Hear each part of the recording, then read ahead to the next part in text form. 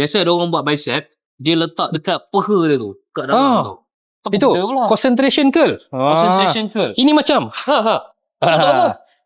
Yang tu semata-mata untuk bicep saja. Bila letak sini, meh aku demo kat sini Bila kau letak tangan dekat sini, okey. Okey, nampak tak? Bila dia terus bagi weight kuang hajau. Okey. So bila tangan dekat sini, apa yang jadi?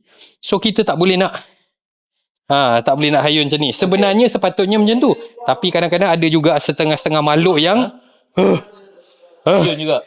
tu buang masa. Tujuan asal dia letak dekat tangan ni ialah untuk tak boleh nak enjut-enjut. So lock dekat sini dan curl. Satu lagi, kalau dekat bawah macam ni dia agak rehat, so kita boleh leankan ke sana sikit. So sini ada tension. So ada tension. Yap. So curl.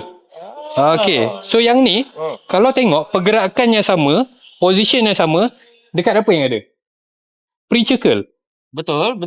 Preacher curl kan padding dia macam tu, kita letak tangan sini. So tujuan dia ialah, so dekat sini akan ada weight, kita akan ada tension dekat sini. So kita curl.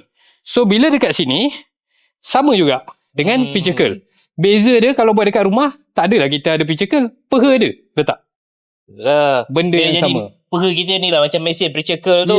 Padding tu. Inilah padding dia. Bijaksana creativity. Guys, Kalau nak kan lagi tak video untuk workout dekat rumah, kalau nak, stay tune guys, next video.